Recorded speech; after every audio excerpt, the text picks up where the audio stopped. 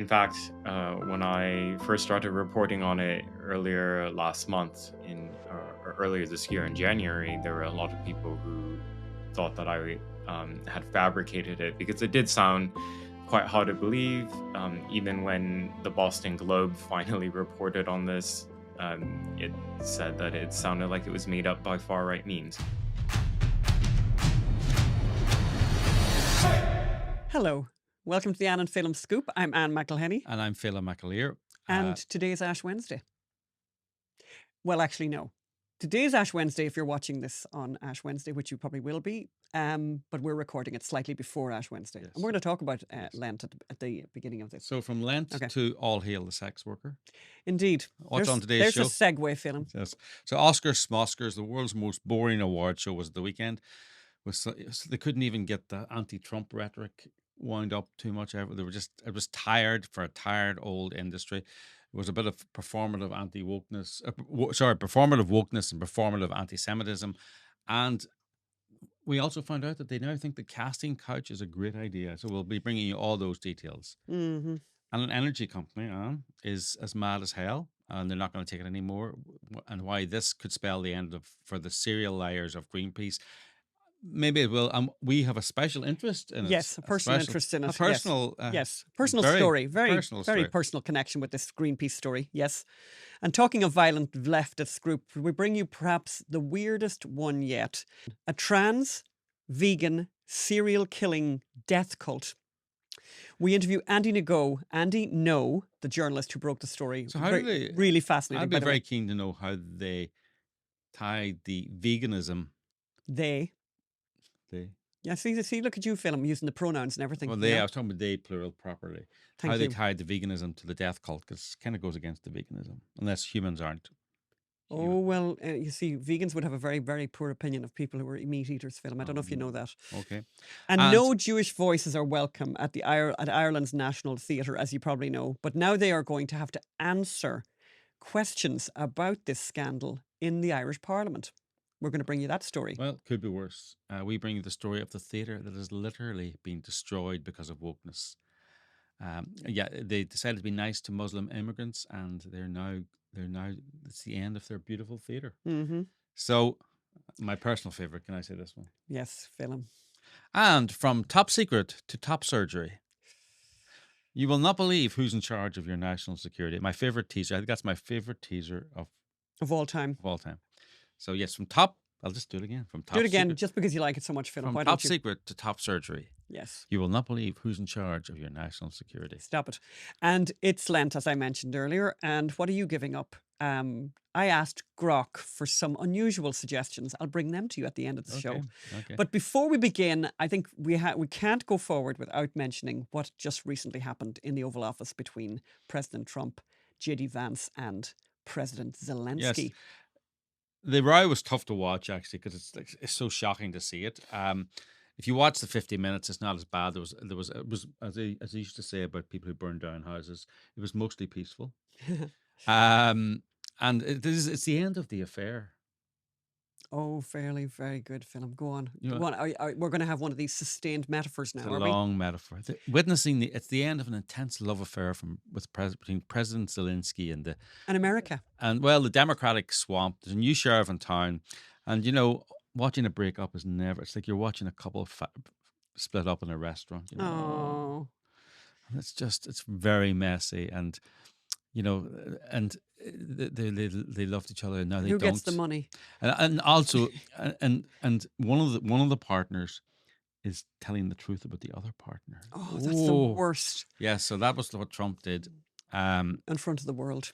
And in front of the whole wide world. Very humiliating for the break. So the breakup No, the jilted lover. The jilted lover. The breakup and the breaker upper. So Trump was the breaker upper, and Zelensky and Ukraine was the breakup E. And Trump is merely reflecting a growing opinion in America, and it's why he got elected. The Americans some Americans feel that they've been on the receiving end of an abusive relationship for too long. See, I'm extending the relationship. No, I know that this metaphor goes on and on. They believe Ukraine has been taking with little gratitude in return, and they believe that the neighbors, Ukraine's neighbors, have been freeloading on America's generosity. So the US spends 3.4% of its GDP on defense, a massive $800 billion. A year. And much of that is assisting Europe in standing up to Russia. Meanwhile, Germany and Spain spend 1.5% of their GDP in defense, France 2.1%, Ireland 0.2%. So the US pays 70% of NATO's bills, whilst those who live cheek by jowl with Russia seem happy to freeload on the generosity. But it's not even that they freeload. They want to lecture Americans all the time for the crime of being American and their failure to have a welfare state or nationalized health service. And of course, many Americans believe, and it's true, it's easy for Europeans to have a national health service. That's not very good, but it's easy to have a national health service and a welfare state when someone else is paying to defend that state. Yeah. So until recently, American leaders, Republican or Democrat, have been too polite to say that. Or they just thought this is the way it is and this is the way it always will be. But and there was no real need to say it because there was no real external threat to Europe. But bad people love a virtuous vacuum. I like that. That line, yeah, good. Bad people like a virtuous vacuum. Off you go, Phil. Keep going. And President Putin has tested Europe's ability to defend itself, and they have shown themselves to be woefully unprepared. Now, not as unprepared as President Putin thought. He thought he would be hoisting the flag in Kiev in a few days. So, as they've done so many times in the past, Europe has turned to the US for help for their defense needs. But there's a new sheriff in town, as Mr. Vance. And a man who wrote a book on the art of the deal is looking at the deal and thinking, I don't get this deal here that we're doing here. It's not a great deal for us. Not much art in that deal. No. So, and there's a new vibe. You know, remember Kamala used to talk about vibes. Well, there's a new vibe in the US. Yes. And it's actually an old new vibe. It's the oldest vibe, one of the oldest vibes in the United States, isolationism. You know, the lefties like to talk about American imperialism, but there's actually a huge strain in America of isolationism as we don't want to get involved. They want nothing to do with imperialism or countries far away about which they know little. Many people forget that the U.S. did not join World War I until 1917, with 3 years into the conflict, 1 year before it ended. They sat out World War II for 2 years. Like the World War II started with the invasion of Poland in September the 1st, 1939, I believe. That was when war was declared. And America didn't join the Second World War until December 1941, over 2 years later, when they were attacked at Pearl Harbor. So middle Americans whose sons join the military and die in their wars and mostly vote Republican, they're wary of any fights now, especially since they haven't won a war since the Second World War, from Korea, Iran, Vietnam, Afghanistan. They want to put America first. They don't want to send their money and their sons to unappreciative Europeans and to a Ukrainian president who doesn't want peace. They also, by the way, don't want their sons to go into armies where they're told that the biggest threat to American democracy is white working class people. Or using the wrong pronouns. Yes, or where you get disciplined for not being nice to the man in the bunk beside you who's wearing a dress, you know? Or if you're a female soldier, you have to share a bunk with a man in a dress. So the clamor for isolationism runs deep. The clamor against foreign involvement runs deep. I mean, there's even growing opposition to supporting Israel in their war against Hamas, which is like unbelievable. From the leftist side, it's progressive anti-Semitism, but from the Republicans, they're throwing everyone out with the bathwater and saying we don't want to get involved. So the lesson is America under Trump. He may not have phrased it brilliantly. It may have been unpleasant to watch, but America under Trump will not be writing a blank check to Ukraine. They're not going to write a blank check maybe to Israel. And they certainly don't want to be brought into World War III. And they don't want to write a blank check to Europe. When America is falling out of love with Israel, then Europe should start thinking about a future of going alone. The question is, will they pay? Can they afford it? Yes, can they afford it? Yeah. You know, They're great at the big talk. big talk. Let's Yes. see what it looks Great at like. lecturing. Let's see how the big talk works out when you have to get the checkbook out, Yes. and how the populations of all these countries are going to respond when they're not doing so well in so many ways.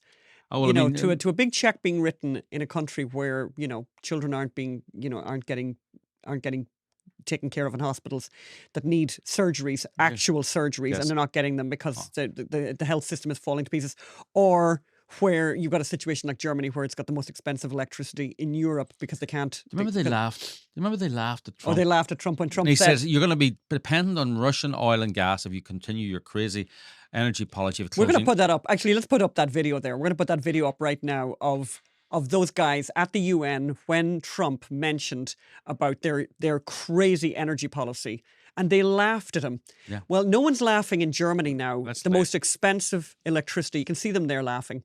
The most expensive electricity. Let's hear what Trump said.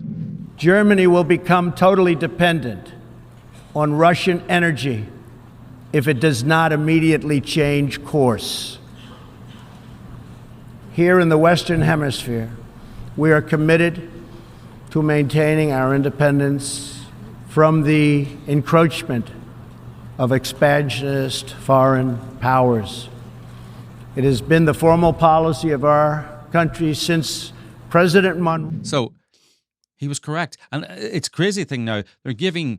Germany's probably giving tens of billions, to the Ukraine, but they're giving many more tens of billions to Russia for gas. So they're funding the weapons that are beating Ukraine, that are beating their own weapons. So yeah, the Russian effort in the war is paid for by Gazprom, and Gazprom has tons of money because fracking doesn't happen in Europe because all the environmentalists think it's a really bad idea. They closed their oil plants, their coal plants, and they closed their nuclear plants. Germany did. Yep. So they're dependent on Russian gas. So talking of gas, no. Yeah. So did you know the Oscars? So the Oscars, we watched, so you don't have to. Can I just say one thing about the Oscars? We were out on Sunday morning with a 30-something media person, and I said, "Where are you going to watch the Oscars tonight?" And she said, "The Oscars are on." So that shows you how irrelevant. This is a person who lives in Los Angeles. This is a person, by the way, who's going to South by Southwest later this week. So is in that milieu. And that's how irrelevant it is. That's how relevant it is. She didn't know it was on. So, but we watched, so you don't have to. And I have to say, my biggest takeout, and maybe I don't know. Well, we've seen basically. Hang on, actually, I think I could correct in saying, Phelim, we have seen none of the films that were featured at the Oscars. Is that correct, Phelim? I think that's correct. No, we saw the Holocaust one. A Real Pain. Oh, we did. Sorry, we did. We saw the Holocaust one, which is not really a Holocaust one, but it's about two Jewish boys, cousins, traveling across Europe and some kind of nostalgic trip, and it's okay. It's not great. Yeah, but the reason why it was so boring, the reason why so many of the movies are boring, is because did you know the Oscars now has, like every other great declining quotas, diversity, not just quotas, diversity quotas. If you want to be included in the best motion picture, you have to have an actor from an underrepresented racial or ethnic group in the role, or a general ensemble cast in which 30% of members are from at least two underrepresented groups, such as women, racial minorities, LGBTQ, or people with disabilities. Fabulous. By the way, if you're trans, that's also a disability. Anyway, so, and a film can also qualify if it has a theme or narrative centered around an unrepresented group. So the Reagan movie, by the way, would not have been able to. Was not able to qualify. Rocky would not have been qualified. No, so all these great movies, and of course, there's no show business without anti-Semitism business. The winner of the best documentary was No Other Land, about the plight of the poor, downtrodden Palestinians. My favorite point was director Sean Baker.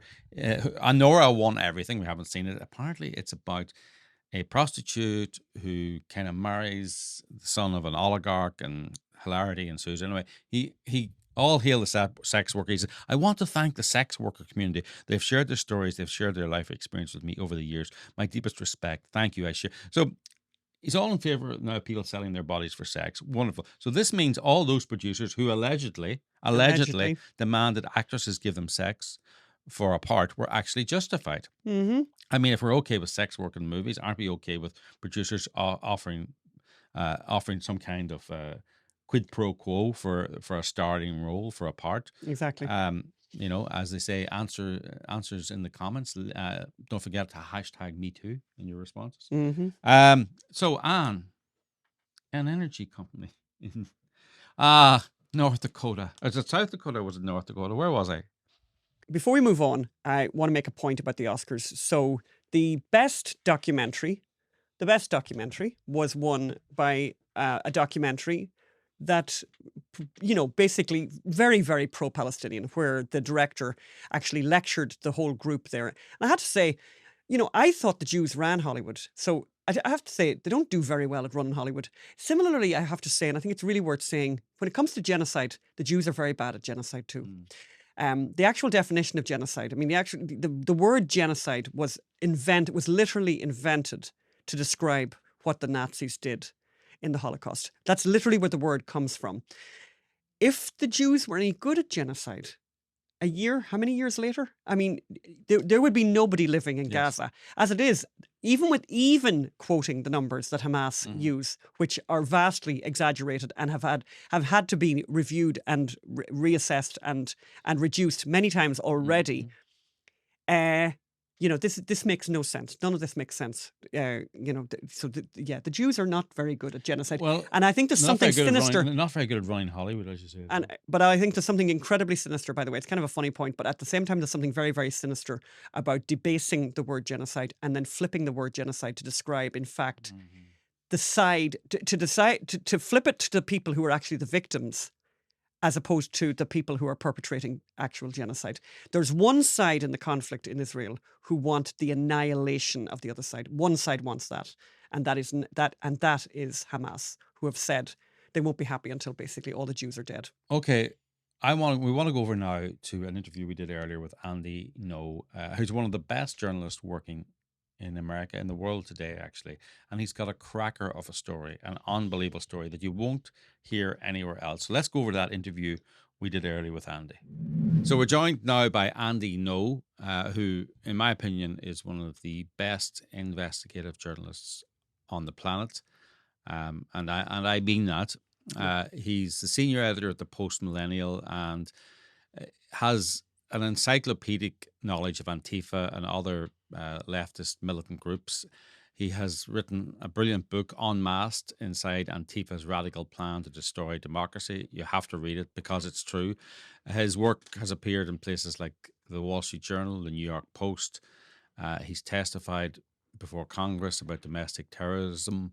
You know, his original reporting actually has been very, very important because during the Biden era, and even during the Trump era, actually, law enforcement was sort of pretending that Antifa didn't exist or downplaying their violent, destructive, and highly organized behavior. So, and the person who was revealing all of that was Andy, and he suffered for that. He was attacked and suffered quite serious injuries following his exposure of Antifa. So the reason we have him on today, there's many reasons we could have him on, but the one in particular that caught our eye is he revealed the existence of another extremist cult, which is, you could call it Antifa. So a trans vegan death cult. Which a lot of people haven't heard about. Which a lot of people haven't heard of. How you can have a vegan death cult, we'll discuss in at some length, I hope. It's been linked to many murders across the United States. So Andy's here to talk about how he discovered this cult and what's behind it. So Andy, welcome to the show. Thank you for having me on. It's great. Great. So Andy, let's just start with the basics. You're saying there's an actual serial killing transgender cult in the US. Who are vegans. So if the accusations from law enforcement and prosecutors, both at the state level and the federal level, if that is true, then yes. So the story is still ongoing. And to sort of back up for a bit for those, I assume most people listening or watching have not heard about this. Mm-hmm. Yeah.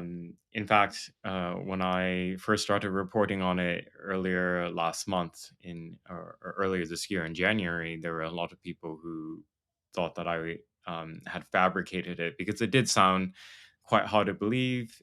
Yes. Even when the Boston Globe finally reported on this, it said that it sounded like it was made up by far right memes.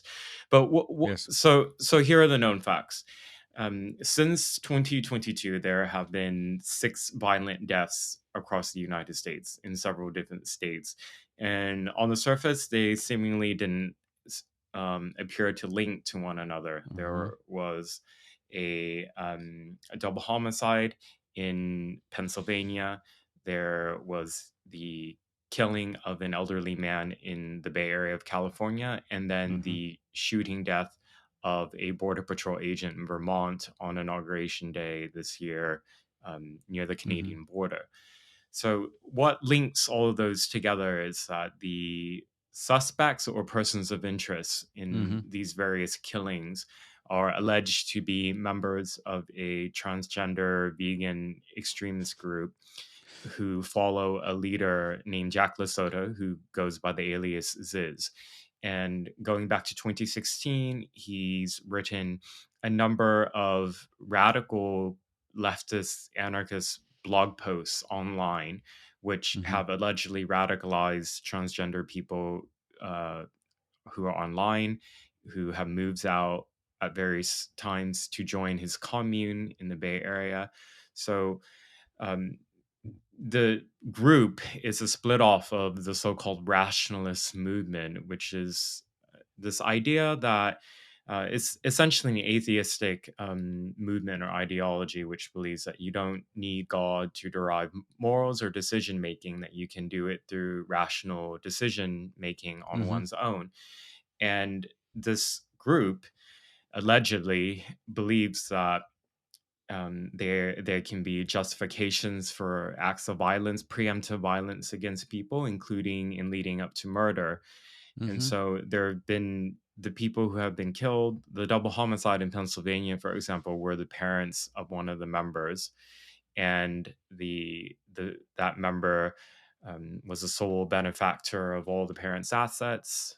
So Mm-hmm. you can certainly draw what I'm trying to suggest here. Um, there was a landlord who survived a attempted assassination. So these are radical anarchists. You know, they don't believe in property ownership or anything. So when a landlord attempted to kick them off his commune, then they launched. This was in 2022, a very brutal sword attack, impaled him. He had a firearm. He shot 2 of them, killed one of them.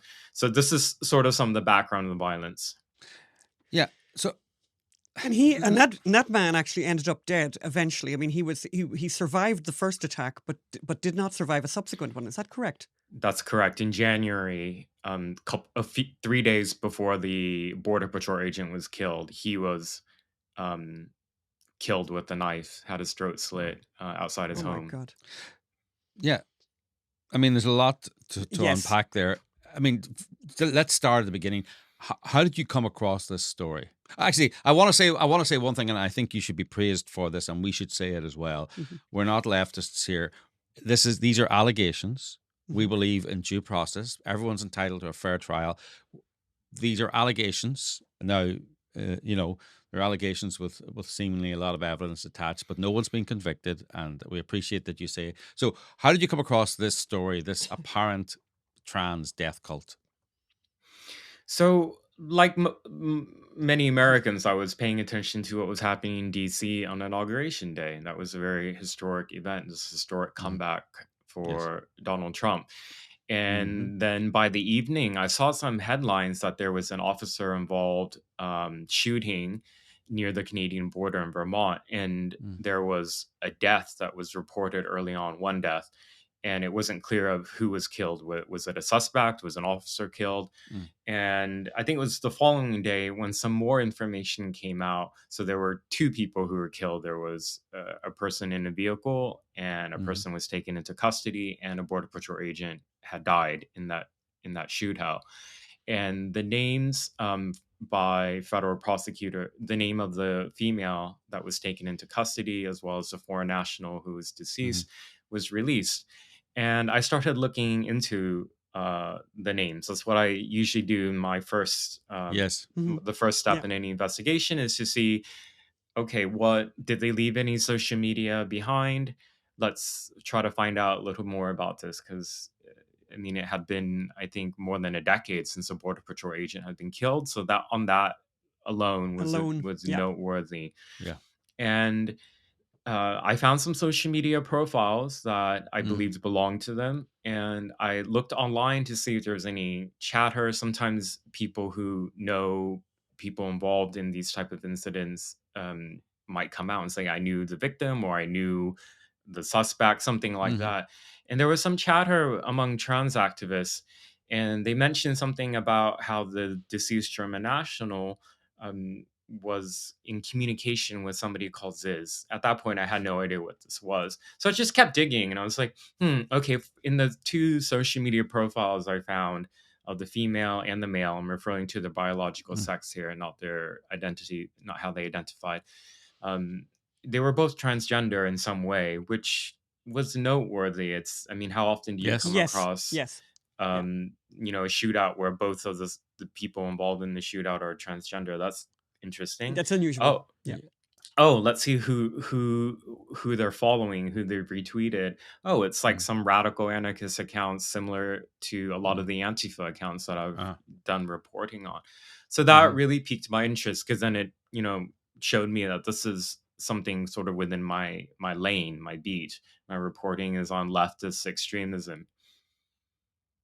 So that was how I became involved. And the more I digged in, and then I found out, oh, there's these other homicides. I read some of the court documents, and there's these suggestions of other persons of interest being involved in these other homicides. And I started digging more and more, and I interviewed somebody who knew the deceased German national, and it opened up this whole huge line of inquiry about Yes. who's Ziz is, and Yes. what is this group. And did you find people trying to suppress this story? Was there any kind of effort? Were the media being weird about this story or not?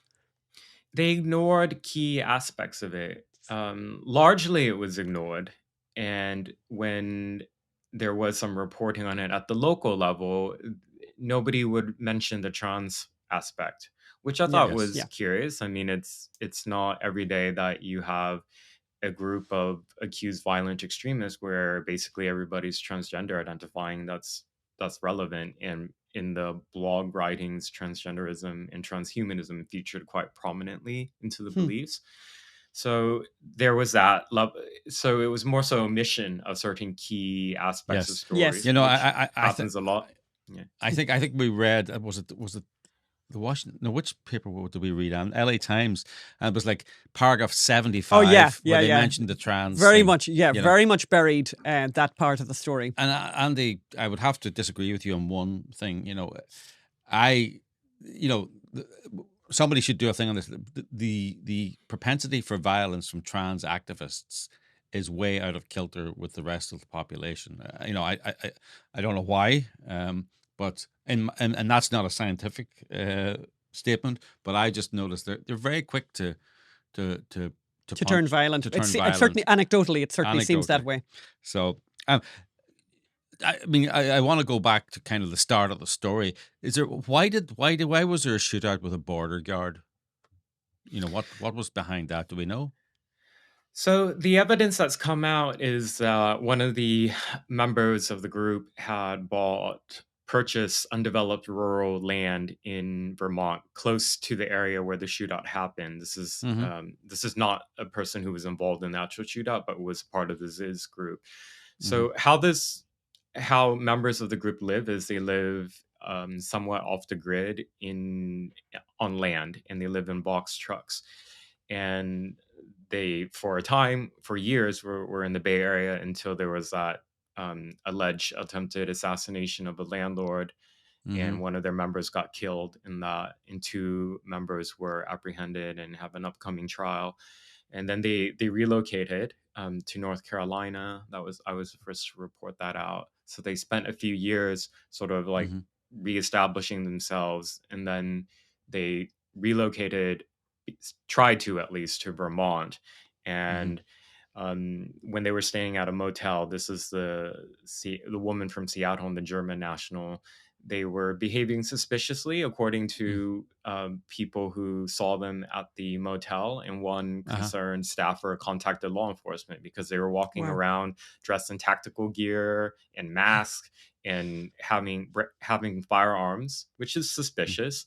Not Yes. necessarily criminal, but Yeah. suspicious. Yes. Yes. Yes. And when they were questioned by law enforcement, they were very evasive.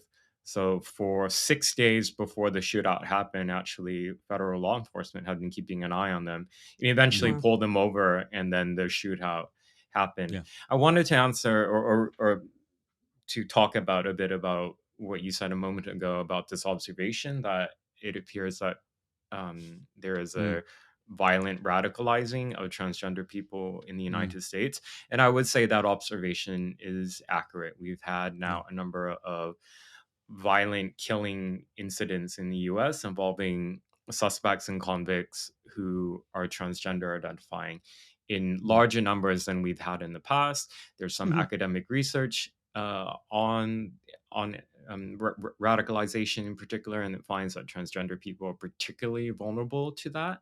And Interesting. transgender ideology also has been, there are a number of radicalizing factors. There's fringe forums and groups online that encourage violence against other people, Yeah. and you can see it in their propaganda that they put out. Mm-hmm. And you have mainstream media also amplifying hoaxes and lies to plant seeds of grievances and hatred Yes. in people as well, to justify acts of violence and hatred against society and others. And many people are in the Zizian group, Ziz's followers. How many do you think there are?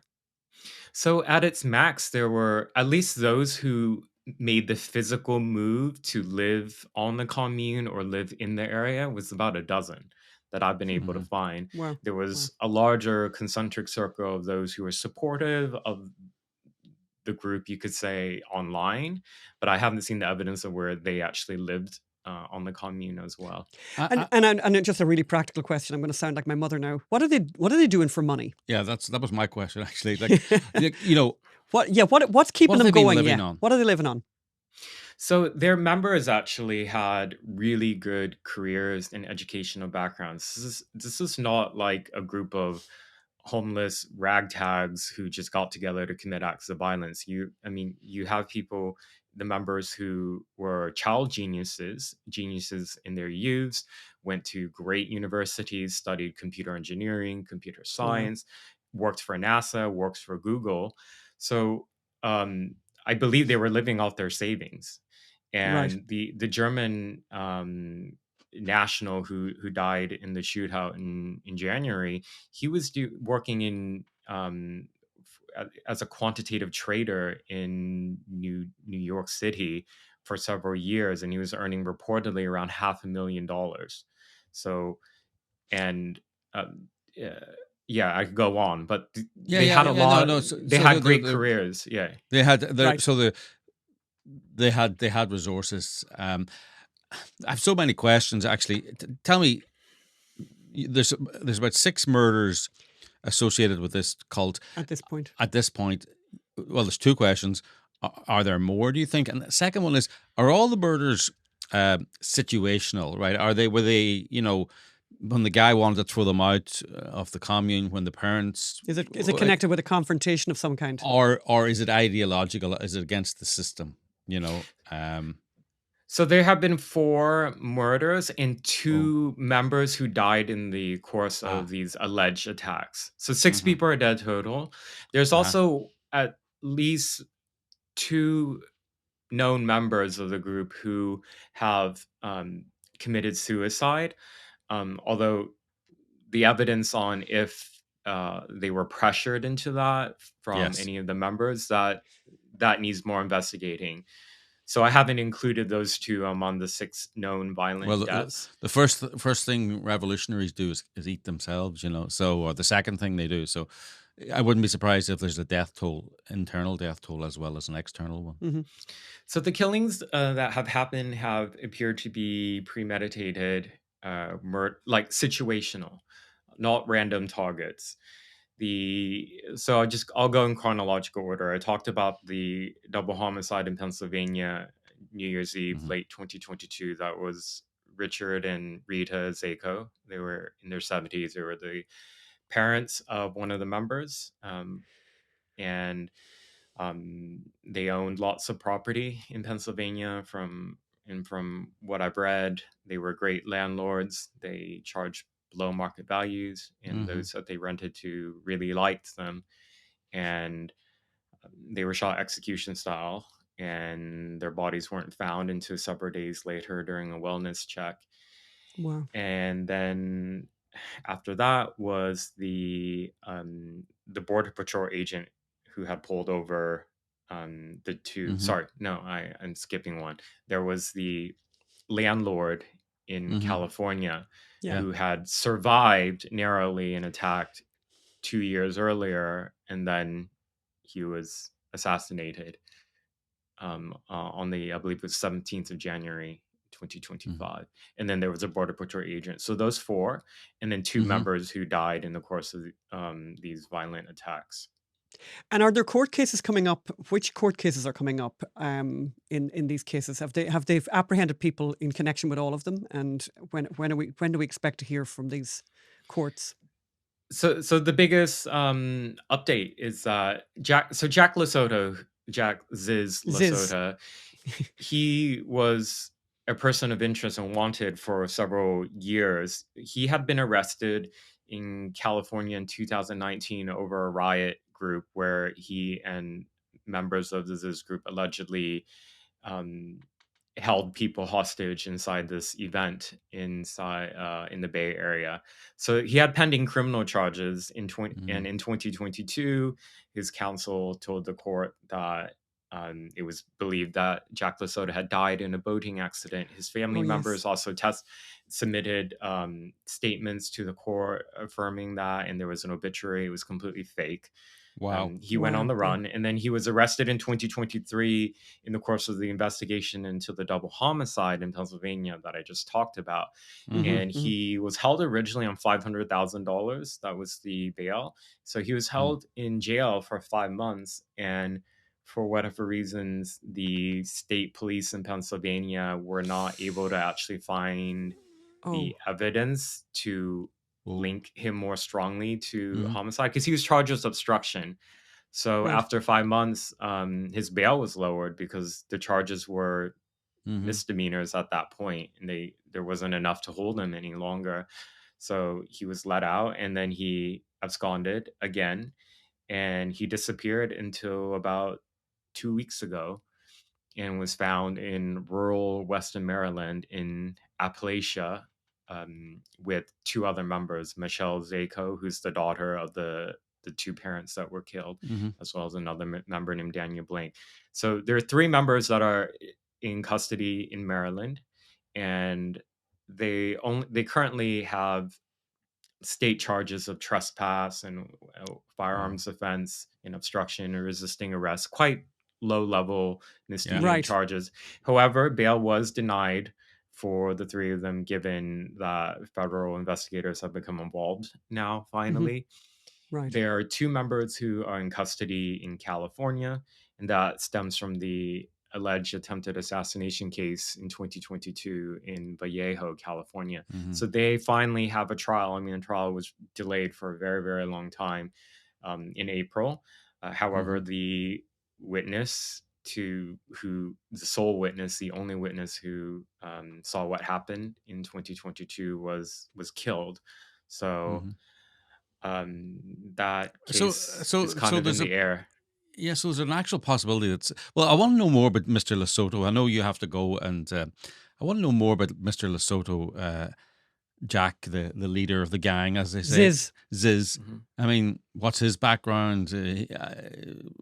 I assume is he the child genius?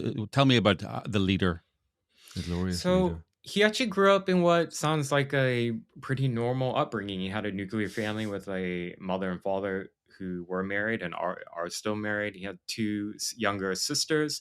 He grew up in Fairbanks, Alaska, and went to for University of Alaska Fairbanks, and studied computer engineering. And for at least 2 summers in a row, when he was an undergraduate, interned for NASA. And then around 2016, he relocated to the Bay Area of California to be part of this rationalist movement. Wow. And that was when this Ziz persona popped up. He also transitioned around that point and also used the name Andrea Phelps. So that's his background. It's very highly educated, really brilliant. He was working on like a visual mapping of like space weather is what he was doing for Wow. NASA. Yeah. So And how old is this guy?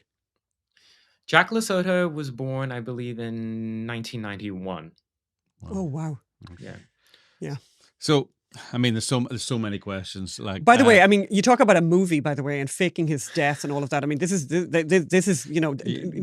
screenwriters here in Los Angeles can't come up with any ideas. But my God, as we saw from the Oscars last night, I mean, they don't want movies like this. No, I mean, it's an extraordinary story. They want trans heroes, But I mean, look, there's so many questions. I mean, there's a possibility this guy could walk, really, or get a slap on the wrists, isn't there, and be out.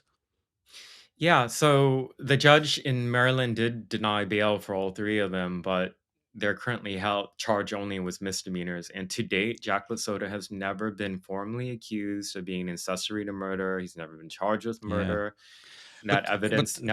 Yeah, go ahead. But the problem, excuse me for interrupting, but the problem is that when you've got law enforcement that doesn't admit Antifa exists, it doesn't admit that thinks the biggest threat to America is January 6ers. When you got 5,000 FBI agents chasing Granny for walking through the halls of Congress, then you're not going to have people put under pressure, flipping on him, gathering the evidence, gathering the phone data, this is a multi-jurisdictional investigation. It's going to take a lot of energy and time, and you have to accept that this trans cult exists, this death cult exists. So am I right that there's just not the enthusiasm in law enforcement to push this through, or maybe it's changed now with Trump? So one question I haven't been able to get an answer from the FBI is when were they actually alerted by prosecutors or investigators in California and Pennsylvania that there were links between these suspects in these different states? I don't know if they were actually informed. They may not have been alerted to anything until the Border Patrol agent, which was 7 weeks ago only, whereas this group was able to have an actual violent commune in California. They took advantage of the COVID laws where California didn't allow landlords to evict. So they were able to grow and recruit members during that time and to build a space and get supplies and allegedly weapons and conspire to make plans to kill the landlord. Another question I have is if I really worry about the case that's happening soon, the trial that's happening soon in California, because not only is there the issue of the main witness not being able to testify because he's dead, but one of the two on trial has been charged under a false identity. All of them have had aliases. When they move to the commune, they get rid of they don't come with IDs or anything. They essentially discard who they were before. And one of the suspects who's been charged under the name Suri Dow, that's not actually her real name. And charging documents, court records, jail records, it's under the wrong name, it's under the wrong birth date.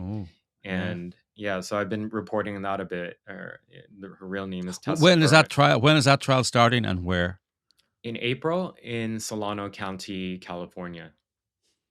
Okay, maybe we'll take a trip up on. I have to see what's going on there. It's, I mean, it's very scary stuff. I mean, it really is the stuff of scary movies. You know, if it wasn't for you, we wouldn't know about any of this. No. People would not know about this without without the work that you've done, which has been it's incredible. And where can people find you, by the way? And how can they support you? Yeah, and how can people support you? Because people will want to follow this story. Thank you. My website is andy-ngo.com. NGO.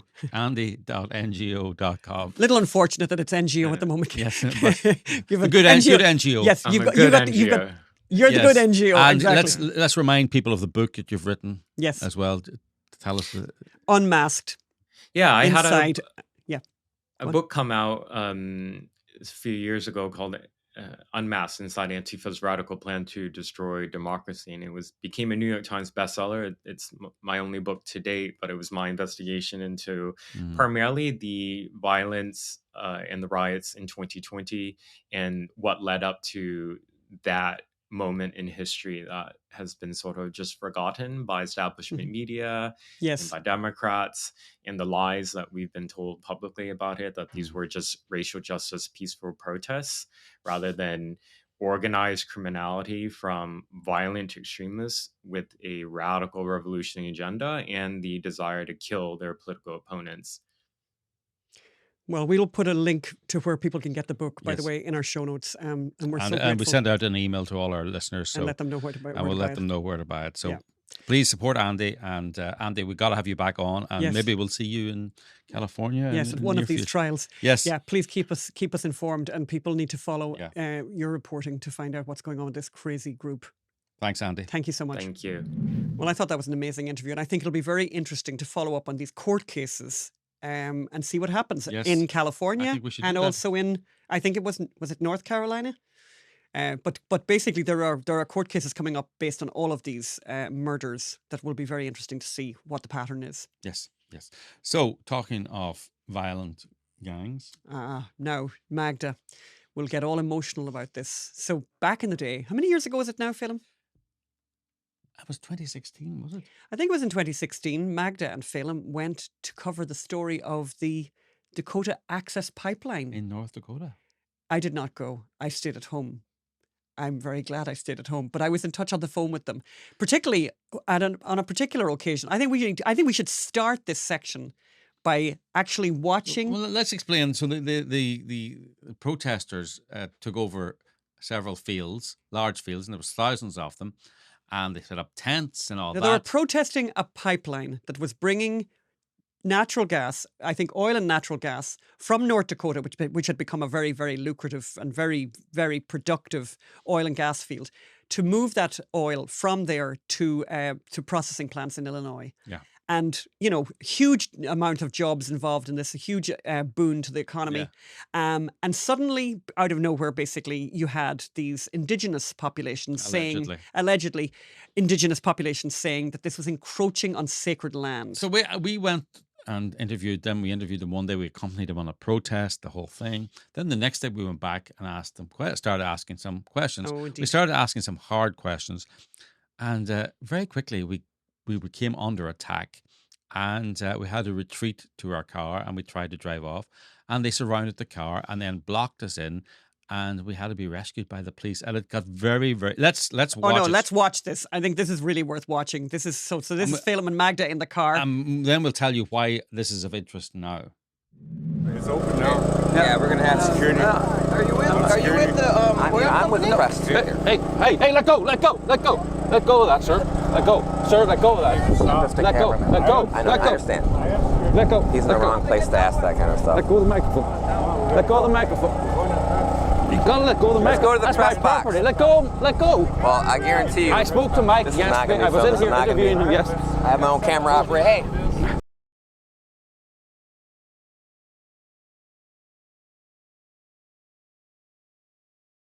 Sir, we want to leave. This is unlawful. This is unlawful imprisonment.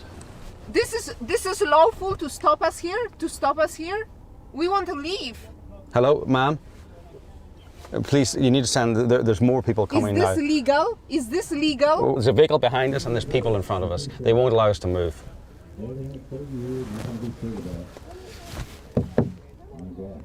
Can we just leave? We want to leave. We want to leave. We want to leave at this point. This is very scary. We want to just leave.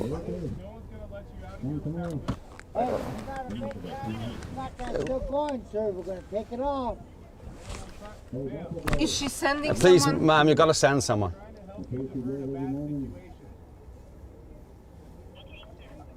Yes, hello? Let us leave. Please let us leave. Please just let us leave. Yeah, we can let see us the main leave. road. We're about 100 yards down on the main road off the main. Please let us leave. Let us leave. Yeah, they've moved the vehicles now. There's now people surrounding us, and but we don't want we need to be escorted out here big time because this is not good. They're now shaking the car. They're now shaking the car. They're shaking the car. Yeah. Yeah. Can I just begin by saying I was really glad I wasn't there, but I was on the phone and I was pretty nervous even at a distance. Yeah. So Energy Transfer, which was building the pipeline, Energy Transfer was the company. Is the name of the company. Out of Texas. They are now suing Greenpeace for economic damage. Yeah. Which they should be. They should sue all the protesters for economic damage.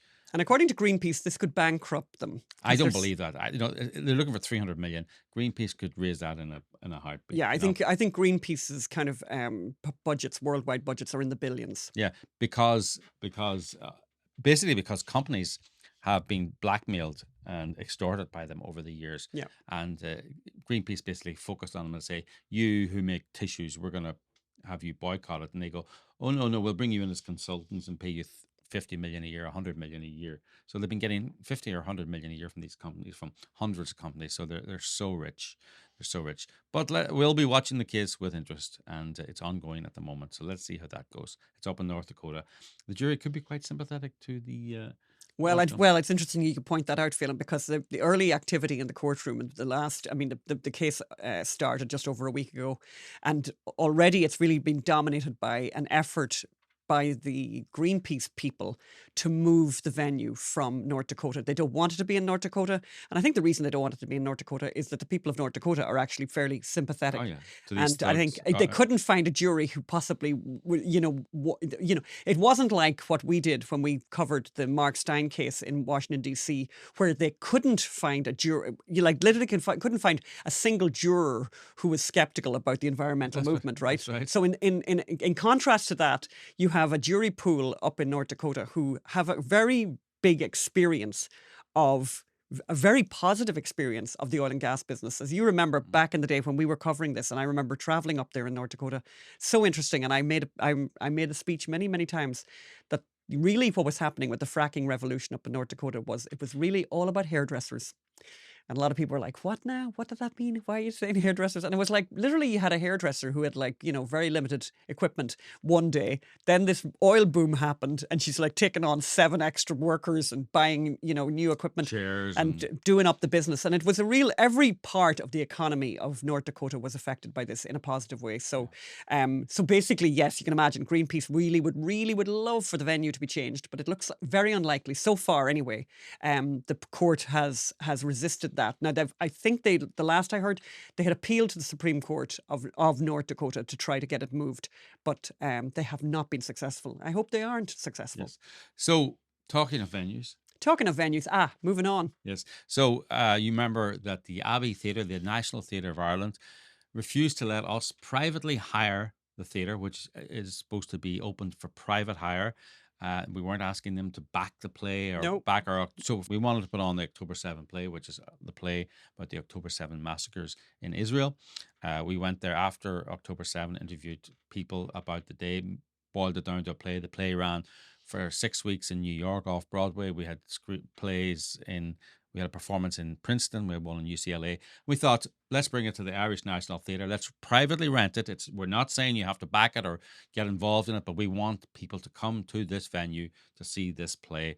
And they said, no, that does not fit the remit of our aims or ambitions. In other words, artistic by the way, ambitions. actually, the thing I really want to say is they never asked for the script. Yeah, so they were able to reject us on the basis that we didn't fit their artistic aims or ambitions. Yet they hadn't never read the script. I It's think kind of it's pretty hard to defend. And of course, we would really like to know more about this, and we'd certainly like to know what their artistic aims and ambitions are that we didn't fulfill. And Even does though, that- even though this is a private rental that they weren't going to be part of. However, we were Sharon Keoghan, who is an Irish senator. yes, so the Irish Senate is became like, aware of this. is like the Irish House of Lords. It's the lower second house. the lower chamber or the upper chamber, but it's not where the laws are made, but where laws are reviewed. Sharon Keoghan, she let's hear what she said. And by the way, it's some very tough questions, and she does get my name wrong, but nobody's perfect. The second issue involves the Abbey Theatre's refusal to host a play that addresses the experiences of the victims and survivors of the October 7th massacre in Israel, which debuted in New York last year. After several weeks of being denied the opportunity to privately rent the theatre space on the grounds of prior bookings, the playwrights Phelan McAteer and Anne McElhenney were subsequently informed that their work was deemed incompatible with the remit of their programming, aims and ambitions. Meanwhile, Mr. Mark O'Brien, the theatre's director, publicly shared his meeting with the Palestinian theatre group on social media. Considering the Abbey Theatres receives up to 80% of its funding from the government, how does the Minister plan to guarantee that such venues remain true spaces for free expressions and artistic creativity? So what's going to happen now is, Yeah. and we got in touch with her to ask her about this, is that the Minister is going to have to answer this question that she's asked. So it'll be very interesting to see, what happens there. Yeah. So talking of woke theatres. This is terrible. We'll spend a little time on this. I mean, you could talk about it all day. The managers of the Gaîté Lyrique Theatre in Paris said they will have to abandon the theatre, abandon the actual building, after their act of multicultural inclusivity was hijacked by a group of African migrant activists. So they invited 200 young people, mostly men, to attend a free refugees welcome in France conference. And they came to the theatre and overstayed their welcome and have not left since. I think this is what they call suicidal empathy. This is what they call suicidal empathy. They invited them there for this one performance, and and said, you're so welcome here. And they were so welcome actually that they basically moved in and wouldn't leave. And now there's 400 people there. They're raising money. They want food for Ramadan. And they want food for Ramadan, and the theatre has basically had to say that they're bankrupt now. And the city is run by Greens and socialists and leftists, and they won't enforce the eviction laws. The police won't get involved. So they're saying if nothing happens, they're going to be forced to leave the building because they can't financially afford to keep it. And a bistro next door has already lost £30,000. Yes, because they're not, because they can't. Because nobody wants to be in the area. Nobody's going to the theatre. And of course, as the theatre owner says, or the bistro owner goes, they hang around outside my terrace smoking joints, fighting among themselves. They don't get any theatre goers and they don't get any passerbys because they're all frightened by all these young men. So, as you say, suicidal empathy. Yes. So, talking of... No. Okay, my favourite teaser. I want to say it again. So, from top secret to top surgery. Boom, boom. This is very disturbing, by the way. I mean, it's kind of funny, but it's extremely disturbing. Yes. So basically, Chris Rufo, a brilliant journalist, found out that there was an intelligence kind of Slack channel where all the intelligence agencies are supposed to coordinate matters of state and top secret. So if you know that somebody is taking, say, flight lessons in Florida and that someone's giving them money in New York and the flight lessons are only about flying, not landing or taking off, and there's something dodgy in immigration over there. It was these channels are supposed to bring together all this information. And this is why these channels were set up, was because there was so much information about 9/11, but nobody was coordinating it. So what are the intelligence apparatchiks doing? They're using it to discuss male and female transitions and discussing sexual kinks and how much they hate conservatives and how they want to destroy And conservatives. we have some examples because it's like this is, and by the way, this is fairly X-rated. By the way, R-rated, and it's R-rated. R-rated. We should basically mention that. If there's children listening, pops, Yeah, you want to be careful here. And for most people, this is really unbelievable. But it's worth highlighting and it's worth looking at these. This quotes. is on your taxpayer money. This is on your taxpayer money, and worse than that. This isn't like some kind of, these aren't, I don't know. This USAID losers. No, this is actually the people in charge of keeping us safe and being, overseeing, what's going on in the Secret Service and all of that. Oh, no. But the Secret Service is the least of it. We're talking about NSA, CIA, RSPCA. No, I hate that one. Not the RSPCA. So this quote was taken from Ruffo's Substack. This individual said this about their penis to vagina surgery. So this is somebody at the NSA, and this is what they're doing during work. Are you going to read this? Mine is everything, said one male who claimed to have had gender reconstruction surgery. I found that I like... Okay, this is very rough here now. I found that I like being penetrated, never liked it before GRS, but all the rest is just as important as well. Another intelligence officer boasted that genital surgery allowed him to wear leggings or bikinis without having to wear a gaff under it. What is a gaff? I don't know what a gaff is, but I think we can imagine. Right. Employees also talked about hormone injections, hair removal, and post-castration sexual pleasure. Oh. Depends on where you go. Here's a quote. Depends on where you go. For the lower body, laser hair removal, I went with Milan, which is significantly more expensive. For face, I paid roughly $1,000 total, another $1,000 total for chest, and then $1,000 for back. The total body package for Milan, so this is obviously some kind of some particular way of getting your hair removed, was $4,000. This is what they're talking about in the NSA. I can't read this one, Phelim. Getting my bleep hole zapped by a laser was shocking, says one transgender identifying intelligence employee who spent thousands on hair removal. Look, here's what he says. I just enjoy helping other people experience boobs, said another about estrogen treatments. One of the weirdest things that gives me euphoria is... No, don't read that. Don't read that. Okay. No, you can't read that. I can't read that. Okay. These people also channel their perverse sexual fantasies towards children. An intersex birth would be a great opportunity to raise a kid as non-binary and let them choose later. That's a quote, by the way, again from an NSA officer. Or not at all, replied another of the members. They also talk about weaponizing other agencies against citizens. It's a whole section of a chat about libs of TikTok, which is one of the best conservative writers and journalists on Twitter, on X. Talking about her back when X was owned not by Elon Musk, she got banned, and they celebrated, but they also indulged in false gossip, talking about her downfall. And they said, she's got 7-day suspension right now from Twitter. Wouldn't be surprised if it becomes permanent because she's been inciting violence against hospitals. No, and libs of TikTok, famously, all she did was reprint or just cut and paste or put videos up from people on TikTok. She wasn't inciting violence. No, absolutely not. Another high-level security intelligence official says, the founders, libs of TikTok has apparently set up a legal defense fund which will ask people to donate to and claims donations are tax deductible. The IRS will crush her eventually, I suspect. These are your intelligence agencies. So this is, and you wonder, by the way, whether or not they were communicating with the IRS to go after her, actually. Yeah. That's what I read. No, that's what they're doing, of course. And then they were talking about Ben Shapiro. I love this. Any Jew who says Judeo-Christian, without any irony, as much as Ben Shapiro, should be expelled from the tribe, one NSA member said. Another member chimed in, I'm for expelling Ben too. And then it got personal. It got personal to us. I'm an Irish and Italian American, so I'm used to sharing an ethnicity with terrible people. These monsters. These total monsters. They were all fired. Luckily they were. I mean, 100 of them were fired, by the way, which I think is a wonderful. Yes. It's a wonderful start. Oh God! Then they talk about their boobs giving them back pain, their new boobs giving them back pain. I love. Pain. What's that? Let me read that one. Oh, no. Look, I just enjoy helping other people experience boobs. Right. It's a good thing that the NSA has such a high priorities for serving the country, right? Yes. Oh, yeah, but actually, they're all talking away there about they're all coordinating.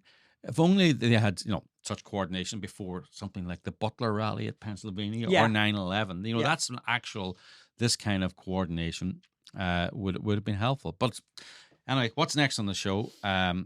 Well, we're coming to the end of the show, actually. coming to the Yeah, end we're of the coming to the end of show? the show, exactly. the end of the And show? we are coming Oh. to the very end of the show.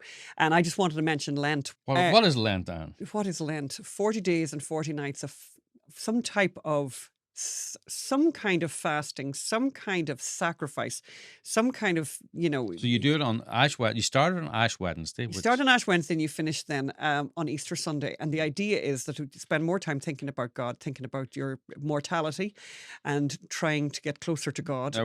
And you do that by making acts of sacrifice. And so people do all kinds of things. And a lot of times people, will do things like they might give up, sweet things. They might give up alcohol. I really enjoy my own father now you can be kind of clever about this. My father gave up alcohol for Lent pretty much every year. But then he didn't really drink, you see.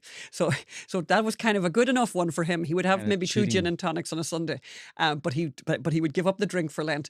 But what he really should have been giving up, of course, was dessert, which was actually, he had the very, very sweet tooth.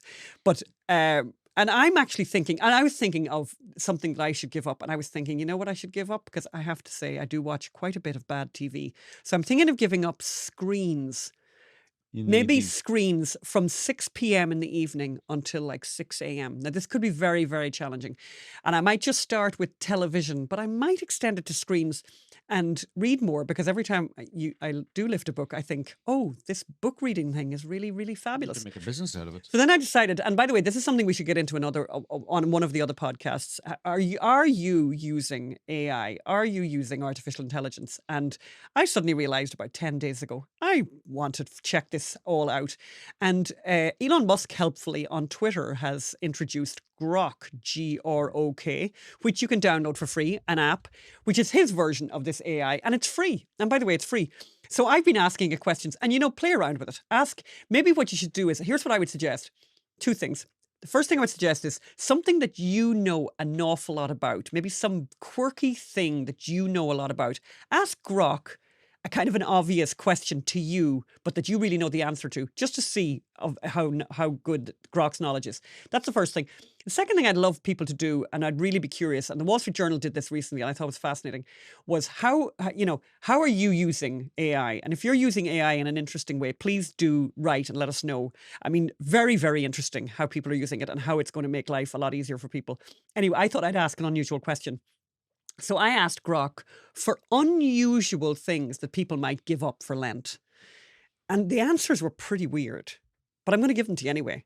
Like, really weird. And I just think that Grok doesn't get the idea of Lent. Because Grok is saying, using your dominant hand. Right? Switch to your non-dominant hand for daily tasks like writing, eating, or brushing your teeth. I'll tell you, that would be bad. It's awkward. It's awkward. This is what they say. This is what Grok says. It's awkward, humbling, and a constant reminder of your commitment. Okay. No, I'm not sure about that. I don't think there's enough. I couldn't. By the way, I can't write with the dominant hand. I can't write with the other hand at all. Then the other one they have is number 2. They're worth listening to. Sitting down. Give up sitting for parts of the day. Stand while working, eating, or watching TV. It's quirky, physically challenging, and might even improve your posture. Don't think Grok understands the real function of Lent here. It's not. Yes, mirrors. It's not to so you lose weight or anything. No, like that, mirrors. Wait till you hear this one. Avoid looking at your reflection entirely. Not no checking your hair, no makeup adjustment. Your grandmother was. Well, my grandmother would have thought that was a great idea. My grandmother thought that mirrors were. Well, I think she banned them. She banned them. She thought that they encouraged vanity. And so there were no mirrors in the house. And so my mother and her sisters would have to go up to the well and try and look at themselves and arrange their hair to see what they looked like. But she also had an idea, which I think is kind of funny too. I mean, she was very, very religious. She was very devout. She also thought that having glasses in the house, as in drinking glasses in the house, would also encourage people to drink. And so they didn't have any glasses in the house. And I have to say, in the case of my mother and her sisters, that did not work out very well. And they all enjoyed their glass of wine. So it wasn't that weird. The other one then she has, this is Grok. I just read this list because I think it's funny. Talking to yourself. If you're someone who mutters or narrates your day aloud, in other words, are you a lunatic? Go silent. It's weirder than it sounds and forces you to try to think how you process thoughts. No. Wait till you hear this one. Colours. Pick one colour. This is mad. Pick one colour, say blue, and avoid wearing it, eating it, or using items of that shade. It's oddly specific and turns daily choices into a scavenger hunt. This is not the idea of Lent. Just let me say that. I think Grok is wrong about this. The word like, I love this one though, by the way. Can I just say I love this one? Because I've become very, very conscious of how much people are using like as in sentences. Like I was telling him and he was like, I said I like, and it's really irritating. And you hear adults doing it and you think, this is really bad. So anyway, this is a suggestion from Grok. The word like, drop this filler word from your vocabulary. It's tougher than you'd expect and might make you sound more deliberate or just drive your friends nuts. Or by the way, might make you sound more intelligent, I would have thought. Hot water. Which again is not the Hot water. role of Lent. Cold showers, cold dishwashing, cold everything. It's bracing, unusual, and a nod to the ascetic vibes without going full hermit. Your bed. Sleep on the floor or on a couch instead. It's uncomfortable, unconventional, and might make you appreciate the little things. No, thank you. No, I'd become a zizzy and No, thank you. No, thank you very, very much. So I think I'm going to go for the screens. Let us know what you're giving up for Lent. I'd love to hear. Let us know in the comments. If you are giving up something, 40 days and 40 nights. I have to say, in the middle of the 40 days and 40 nights, we're going to be on a cruise on the Mediterranean for a little bit of it with Mark Stein and Lawrence Fox and Calvin Robinson and all those good people. That's going to be difficult actually because.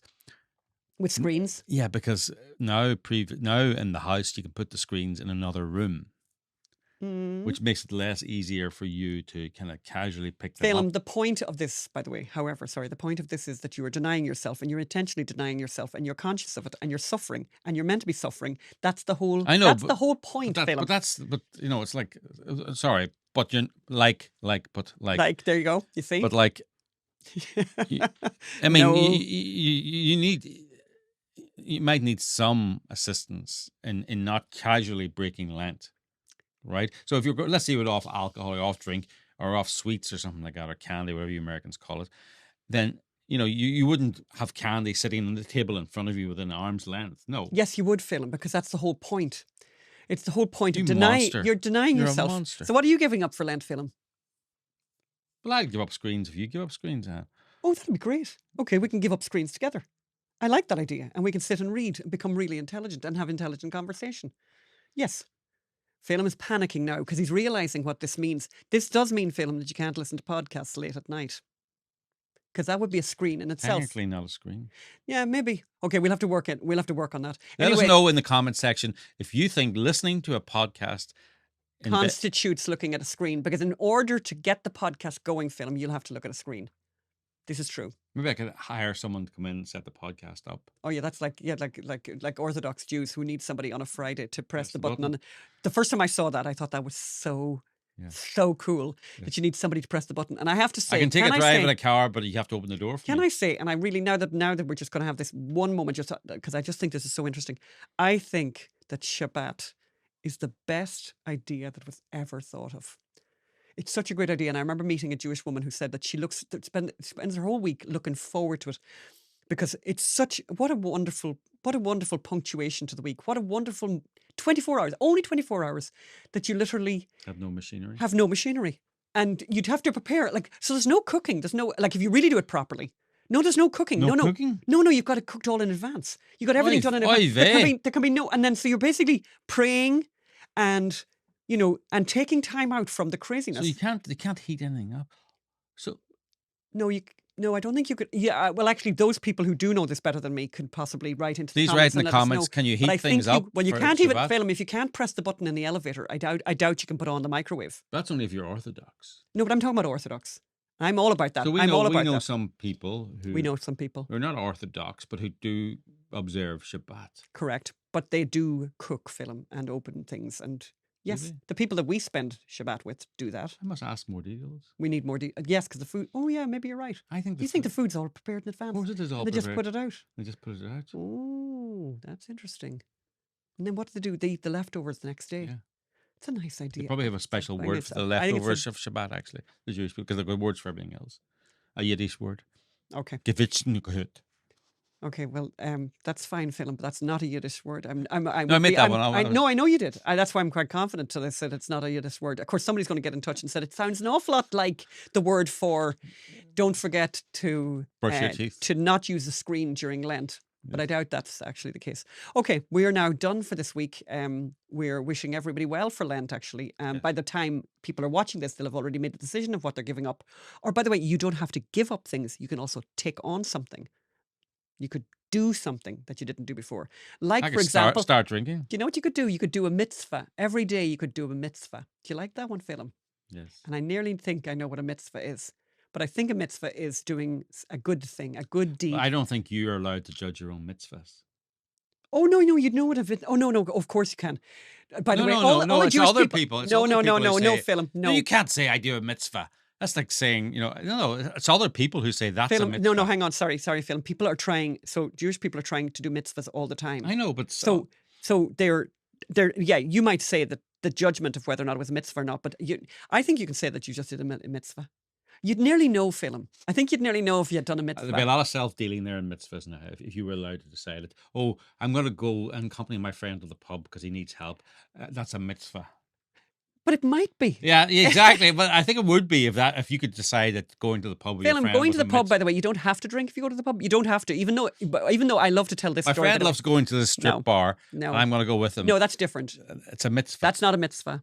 Could be for the friend who's just gone through a divorce or something. Yeah, but your wife would have a judgment on that, and then she would take away the mitzvah aspect of that because that would not work. But if you're allowed to judge your own mitzvahs, no, label your own. I love to say this, by the way, about people in pubs. But the thing in Ireland, by the way, so just for people who've never been to Ireland, this is so funny. If you go to Ireland and you're in a pub and somebody says, "Would you like a drink?" and you say, water, orange juice, whatever. Here's what's going to happen to you in Ireland. Here's what's going to happen to you. First thing that people are going to say is, are you on antibiotics? That's the first thing. That's the first thing. Then they're going to say, if you're a woman or transgender, then they're going to say to you, are you, no, I'm not. I'm not on antibiotics. Are you pregnant? No, I'm not pregnant. I think that's no, the third one. Are you an alcoholic? That's the third one. Are you an alcoholic, right? Because, of course, this makes no sense. In Ireland, it's the idea that you wouldn't have a drink. It doesn't make sense at all. So then, when they finish they've asked those three questions, then they look at you and think, and the next thing they say is, think you're better than me, don't you? Yes. That is the untold story of trying to give up alcohol in Ireland. Just so you know, in Ireland, by the way, that is the way people treat people who don't drink in Ireland. And then you wonder why we've got drink problems. Okay, that's enough for this week. Okay. We will keep in touch. See you next week. See you next week. Bye.